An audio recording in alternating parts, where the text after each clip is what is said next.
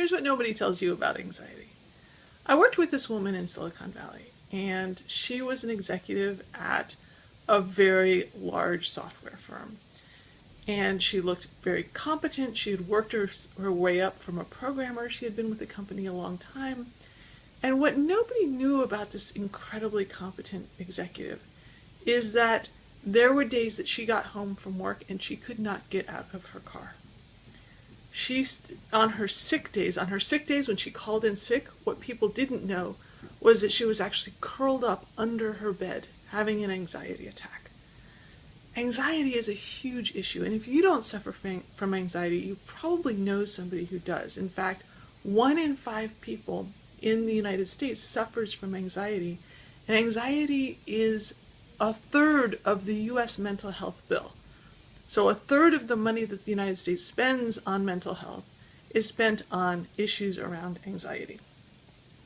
So let's break anxiety down a little bit, because I've definitely spent time feeling anxious, and I've spent a lot of time looking at how to resolve it and how to feel less anxious. And I've discovered that there are 3 different things that really fall into the realm of anxiety.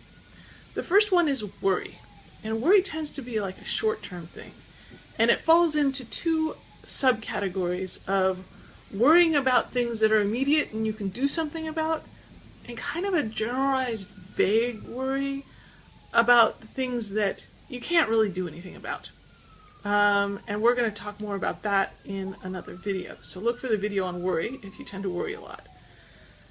The second one is more of a long-term anxiety. And I found long-term anxiety tends to fall into 2 categories. There's sort of what I call the anxiety hamster wheel, or the anxiety spring, where something happens and you feel anxious, and then you never relax back down into being happy and peaceful and calm. And then something else happens and you feel anxious, and that anxiety stacks on top of the first anxiety. And you kind of get into a habit of being anxious, and it ratchets up until you're spending almost all your time in a high level of anxiety. And this is definitely something to work with. And the first step in working with it is to recognize that this is a habit of anxiety, and to see the pattern of getting anxious and then not recovering. And so that's an important one that we look at in the course. We look at we look at worry too. That's a big one. We look at the anxiety habit. Let me just check my notes. And then there's the inner success zone, or the glass ceiling. So a lot of times people get anxious because they are really comfortable in a certain zone of success or happiness or love. And that zone is predetermined. I have a whole video set around your success zone or your glass ceiling zone. But we're really comfortable in this zone, and if we get to a point where we're happier, or we're making more money, or we're more successful than what is in this zone, we get anxious. And that's a whole lot of pieces to that we cover in the 7 pillars of productivity and in the glass ceiling course. And then there's also another piece of anxiety that's really important, and that's trauma.